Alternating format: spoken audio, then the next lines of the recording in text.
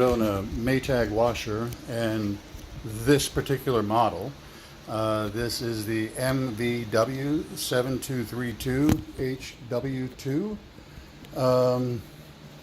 You know automatically where I'm going with this one. I've watched enough videos.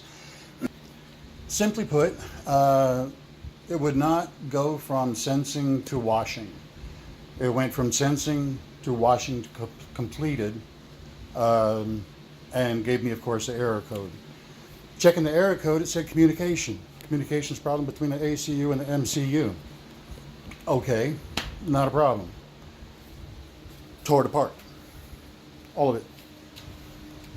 Checked every wire, because I did see a couple of videos talking about the orange wire which goes down to the motor, and they're talking about this orange wire right here.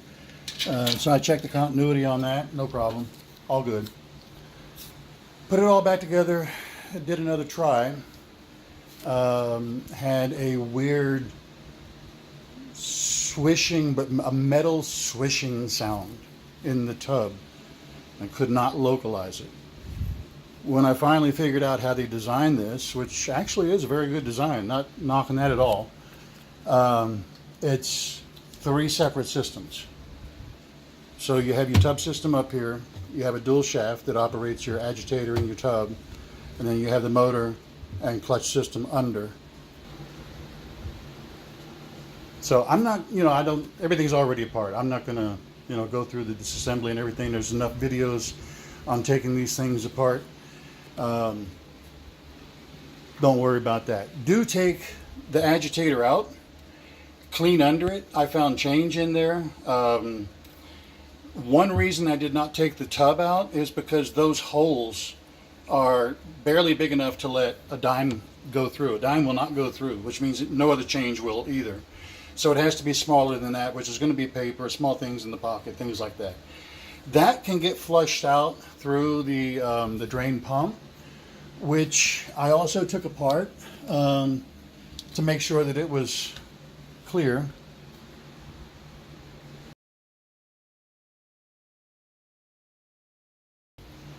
So after checking that and making sure that everything was clear with that, I went to the last part, which was the motor. So I went ahead and took off the rotor, which is right here. The easiest way I found to do it, oddly enough, is the bore with the electric drill. Spin it to the right and let it stop. And the screw, if it's on there tight like mine was, should break loose. Took that off, took out the stator and the clutch, and you can see that there's some scrapings inside there. I'm assuming that came from the slider, not really sure. But it's not damaged, so I'm okay with that. I could not believe that they actually designed it like this. They designed the Slater to break. And that's the only way I can say it. It's planned obsolescence. It's what it's called. It's been in the business world since 40s, something like that, 30s, 40s. The way the slider works is this spring is seated down in here, and this goes over top of it, and then this sits up inside the clutch, or it's actually just an electromagnet, and this sits up inside the electromagnet, and when it's charged it drives down in here, so that both shafts, the inner shaft and this outer shaft where this is on, so that they both drive. In the beginning, all that clicking noise, that's what you're hearing. You're hearing this slam back and forth against the rotor. They put a lip on it inside here to keep this metal ring, which gets charged in the electromagnet, from flying off the top, which is great. But they didn't put a lip on the bottom. So every time this thing slams into this, of course, inertia is going to eventually break these tabs that they, let's just say plastic welded to hold this thing on. This is why this part here breaks. It's because it keeps slamming into the rotor when it's being actuated. So if you're having the problem where it's going from sensing to washing completed, first thing is to pull the rotor off. And if it's on the way it should be, which is of course like this, oh I'm sorry, if it's on the way it should be on the shaft, which will be like this, you can pull this ring off. You can pull this ring off here, pull that spring off, which will come off the back, and see if you can separate these two. If you can separate them, that's your problem. This part they sell for $42. I'm going to try and fix this one because they designed it so bad anyway, I can't make it much worse. The grinding noise that I was listening to when the machine was trying to turn was this. It was broken loose from the plastic. I'm just not sure what made those fine two rings right there the way that is. But anyway, we're still going to try and fix it. So I guess the first thing we're going to have to do is find out, is that metal that they're using or is that a plastic? Because I'm not quite sure. I'm going to take a hot air gun and heat this metal up and see if I can poke that hole through. If I can, it's just plastic, then I'm good. And if it is just plastic, then I'm going to drill these out, and a little bit bigger than what they are. And when I put this on there, I'm going to take my 3D pen and fill this up with some ABS. So I'll put like a piece of metal or something on the back of it and fill it up with the ABS to the front. That's the plan. So, and as an added measure, because of the fact that this actually has to be sealed with this plastic piece anyway, I was going to take a very thin layer of Gorilla Glue and just run it around the seam here, and not that it will do anything, probably not, but there's no water or anything like that here in the system, so I don't have to worry about that. So trying that is not going to hurt it.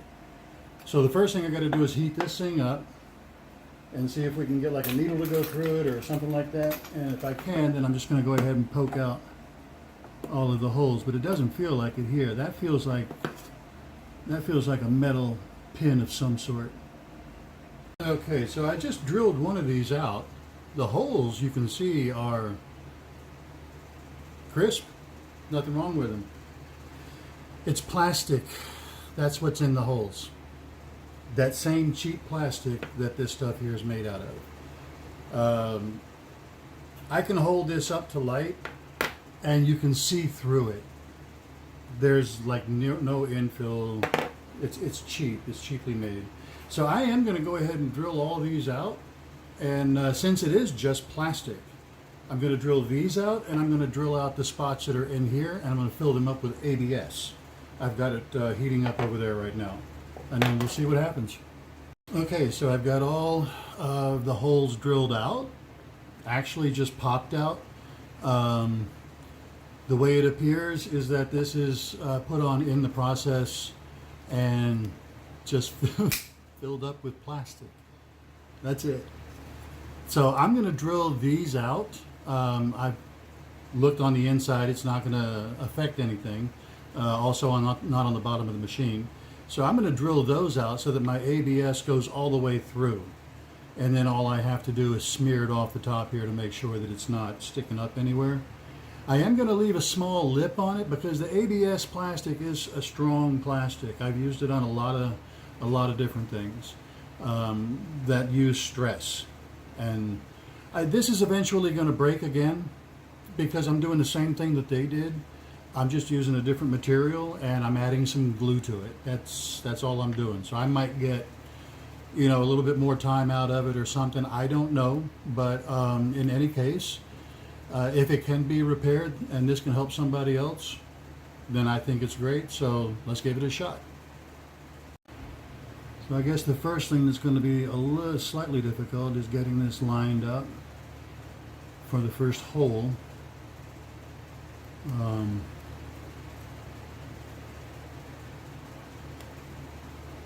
once the first one's done, the rest of them should not be that bad.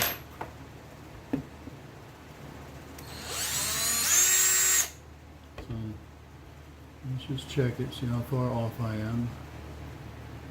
No? Okay. So that's what I'm going to do.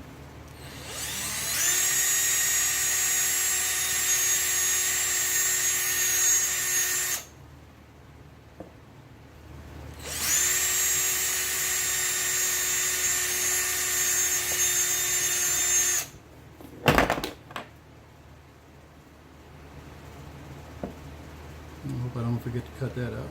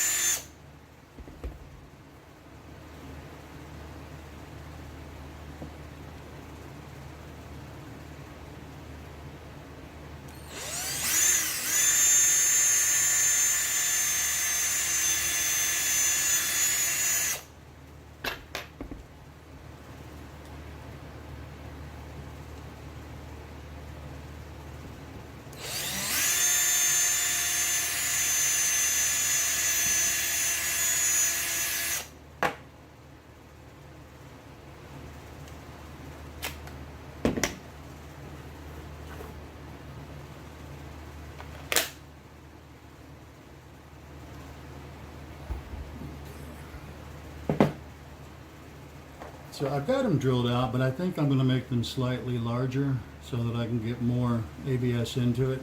That's probably a better idea.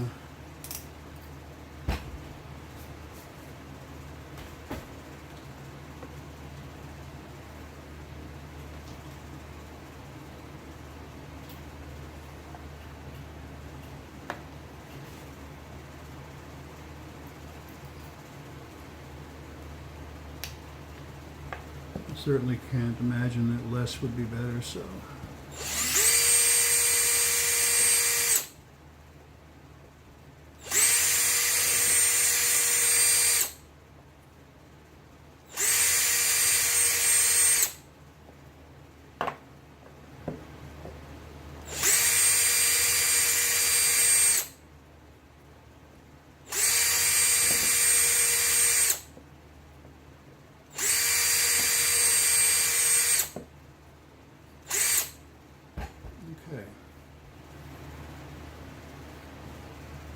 So with all the holes drilled back out, all we're basically going to do is the same process that they did. Okay, I'm going to apply, like I said, a thin layer of the glue on here. I don't truly believe that it would hurt anything. I can only believe that it would actually help, even if it just holds it for a day or two. So. But I'm trying not to get it in the holes, of course. I just want to get some in between a little bit.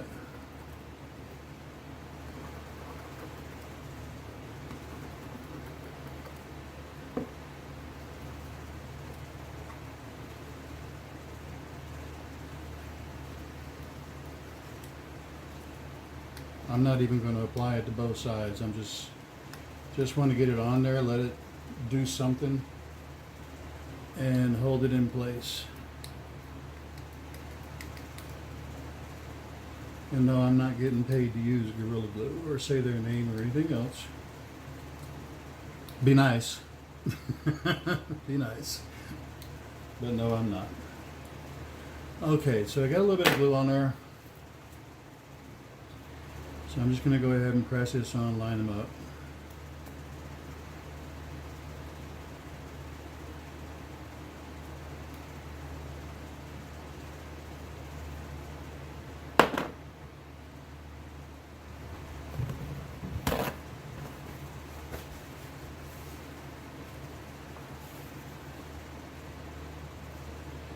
Now, see, if it didn't have that lip on the other side, it would have worked out better. Oh, yeah, get rid of the excess. I know I'm not in camera.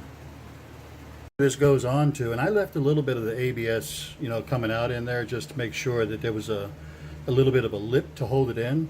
And you just have to fit it across this and just make sure that it's free.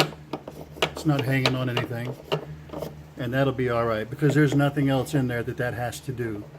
So the rest of it, I'm going to sand this down just a little bit to make sure that it doesn't, you know, rub anywhere inside of the clutch.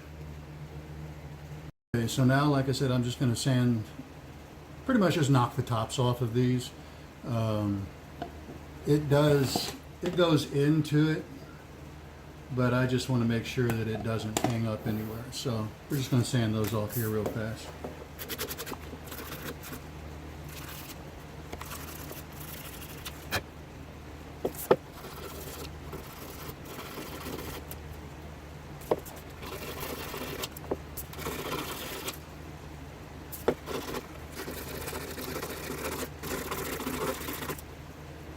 Maybe make it half a millimeter, make it a little, just around it, so it doesn't go at least back over like that.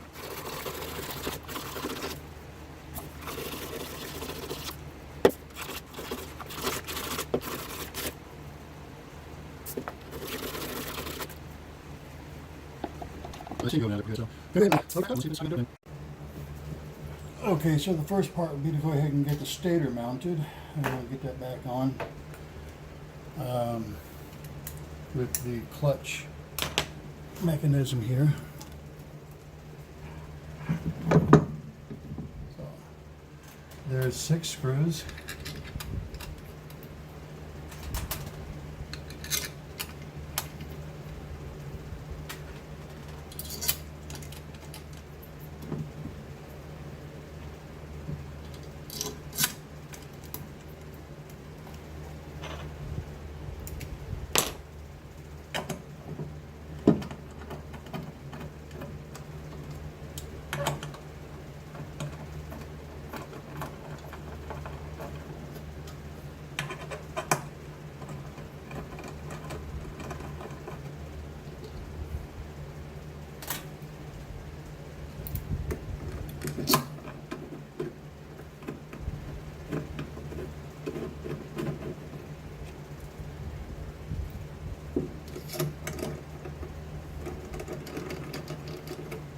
So before I tighten everything down, I just want to make sure that this is going to work. Okay, I don't feel any resistance on it. And any little bit that might catch somewhere, it's plastic. It'll blast it right off. So, okay. Let's go ahead and put this thing back together. So, where's the spring?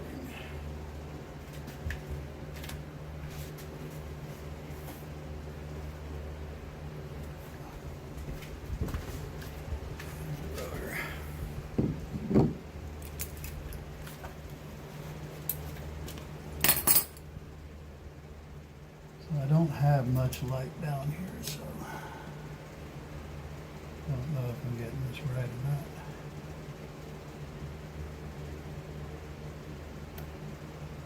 Oh, that's a wind in.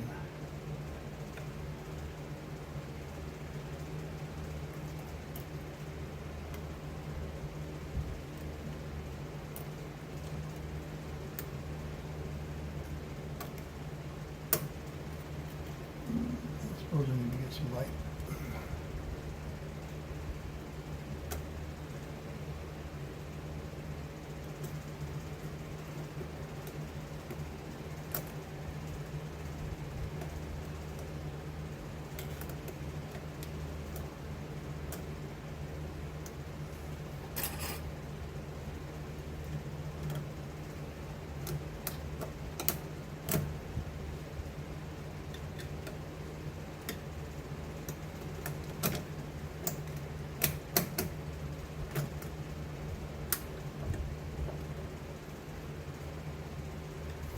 So they should be able to turn inside that, so it does. Okay. So we're going to slam that thing down a few times into the rotor and see if it breaks. Don't forget to hook up your cables.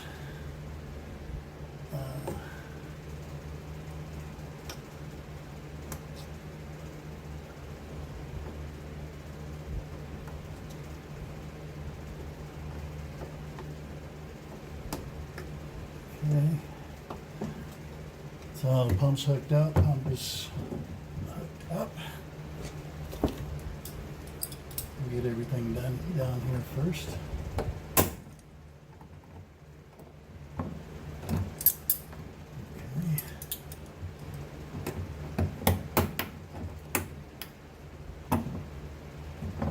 Make sure that those things are on proper.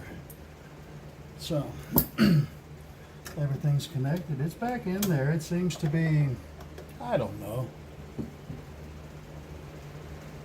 It's going to be interesting anyway.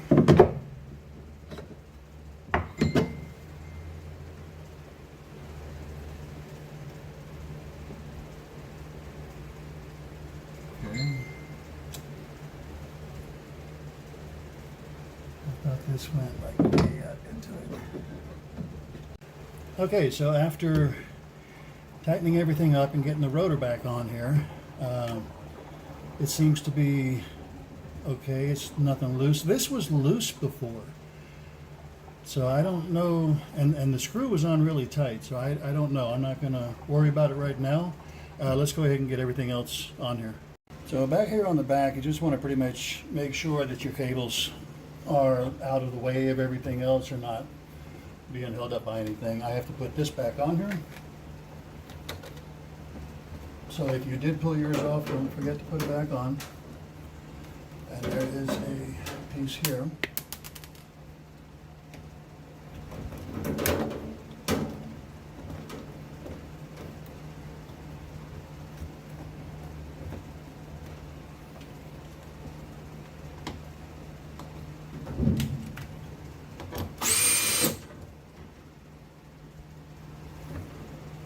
Okay. And if you've taken all this off like I have, do not forget to put these clamps back on.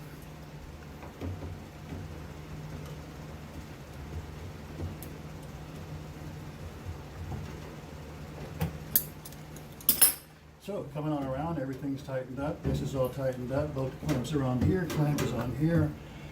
This is secured up here, and this will be ready when we get the back on. If you pulled your agitator out, why don't you go ahead and clean out all this gunk and stuff that's in here. That'll take care of that.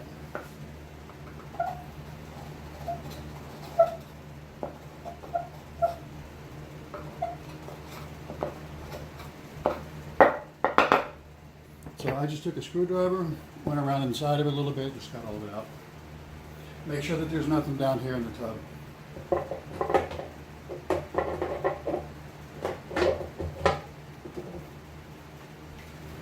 So once you get that done, then you want to put your bolt back on. And that's going to be a 5/16.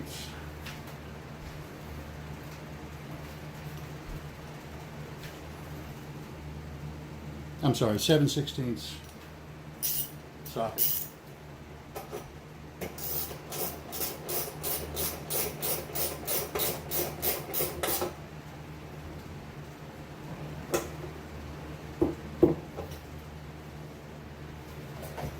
So once you get that done, do not forget your cap. So the only thing we have left then is to come back over here on the other side and start getting the top end back together.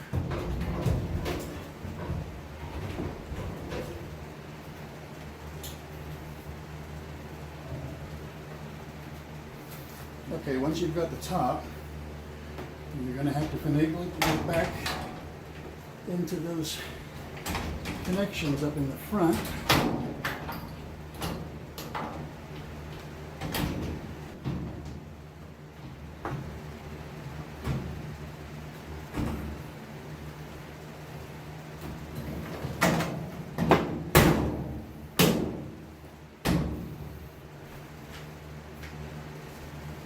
It might take a little bit, but it will get back there. Now you'll need to start with the electronic here on top. So give me a few minutes here. I'm going to get the back on this thing and get it back in the room. This just enables right in here and then push down. That's it. So I'm going to go ahead and put the back pieces on this and get it back in there. Let's just hook it up and try it. Worst that could happen is it doesn't work. As you can see, I got it back together. All in the corner, everything was okay up here. I ran it through a quick wash with nothing in it. It worked fine. I ran it through the drain and spin. That worked fine. So I went ahead and in the diagnostics, I went ahead and ran the factory test on the pre-wash, wash, spin, all that stuff. That worked out fine. So now I've got the normal and regular, and as you can hear, don't know if you can see, probably not, but the washer is washing. I hope this helped. Y'all have a good day. Towards the end of the first wash, the normal regular wash, 16 more minutes with this, still spinning, still doing. Not displeased at all.